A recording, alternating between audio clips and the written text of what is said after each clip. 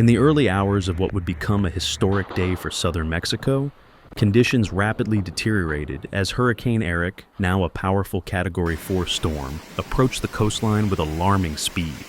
The storm had undergone a phase of explosive intensification overnight, transforming from a tropical cyclone into one of the strongest systems to strike the Pacific side of Mexico in recent memory. By sunrise, the first bands of wind and rain had begun sweeping across Puerto Escondido. Despite red flag warnings along Cicatela Beach, some tourists were still enjoying the shoreline, unaware of the scale of danger approaching. Meanwhile, seasoned fishermen secured their boats. Local authorities began issuing stronger evacuation advisories, and emergency shelters began filling with residents seeking refuge.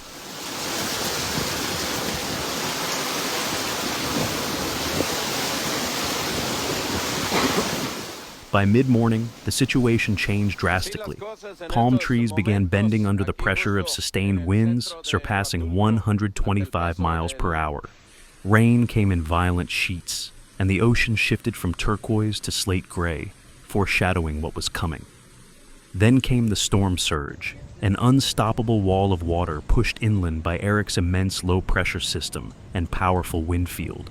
Waves up to 20 feet high thundered against the coast, breaching seawalls and flooding entire neighborhoods.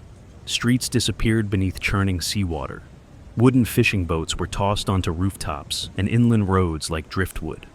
The town's beloved beachfront vanished beneath several feet of storm water.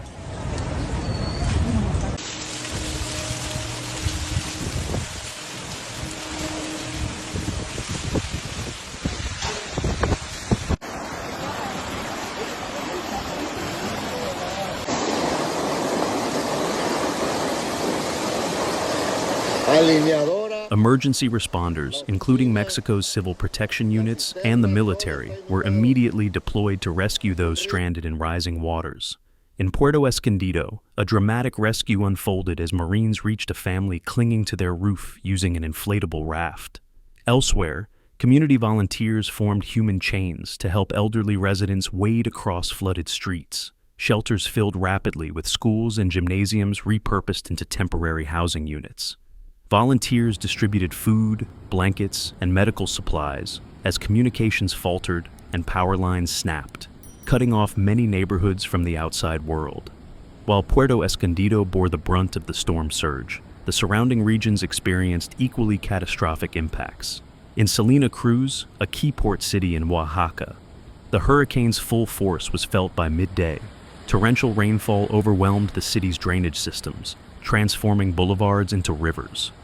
Cars were swept away, debris littered the streets, and communication lines were cut in several districts. The mountainous terrain surrounding the city further amplified the disaster, with landslides crashing down onto homes and blocking vital roads. Key transportation routes between Oaxaca and Guerrero were shut down, hampering the arrival of emergency supplies and first responders.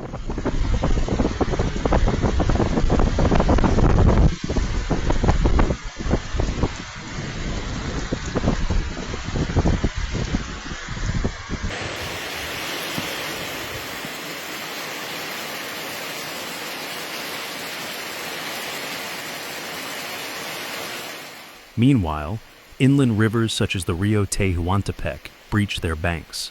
Agricultural land was submerged, livestock displaced, and families forced to flee without notice. In remote towns like Laguna de Chacahua and Mazunte, residents found themselves stranded with limited supplies and no communication. The Mexican government had declared a red alert the night before across southwestern Oaxaca and southeastern Guerrero, the highest possible emergency level. With Erick's eye passing just 75 kilometers offshore from Puerto Escondido, authorities braced for direct impacts. Sustained winds reached up to 125 miles per hour, with gusts exceeding 155 miles per hour. Rainfall totals reached more than 10 inches in some areas, with significant threats of landslides and flash flooding expected to continue for days.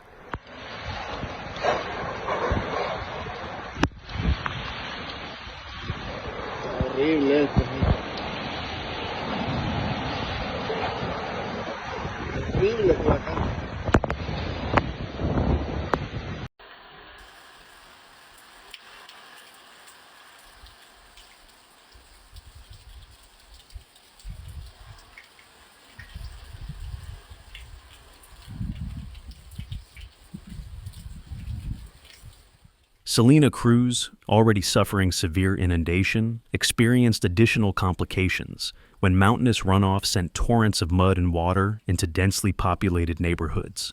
Entire blocks were left without electricity. The city's hospital operated on backup generators, and local officials scrambled to keep emergency services running despite the chaos. Despite the immense challenges, there were no immediate reports of widespread fatalities thanks to aggressive pre-storm evacuations and the resilience of local communities. The town of Lagunas de Chacahua saw more than 100 evacuees take shelter in school buildings, many of them fishermen and hospitality workers. Volunteers continued to distribute aid, while civil protection agents monitored river levels and enforced evacuation zones.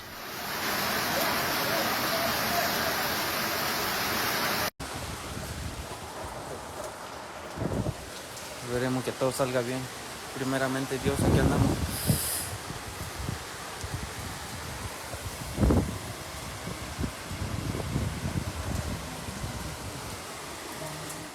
This storm follows in the wake of 2023's devastating Hurricane Otis, a Category 5 cyclone that decimated Acapulco and claimed dozens of lives. Many in southern Mexico feared Erick would bring a similar toll. The structural damage is extensive. Coastal erosion has reshaped beaches and mangrove ecosystems. Sea turtle nesting sites have been obliterated. The tourism economy, already fragile from last year's storms, has taken another major hit. As Hurricane Erick slowly pushes further inland, authorities continue to assess the damage. In Guerrero, Acapulco, and surrounding municipalities remain on high alert for landslides and flooding. In Chiapas, river monitoring remains a priority as rainfall continues. More than 2,000 shelters have been activated across the 3 affected states. Meanwhile, the National Hurricane Center warns that conditions could remain unstable for days as residual moisture from Erick feeds further rainfall across the region. This is a stark reminder of the power of nature and the importance of early preparation. As southern Mexico begins recovery efforts, officials urge residents to remain vigilant, avoid flood zones, and follow official guidance closely. The storm has passed, but the challenges are far from over.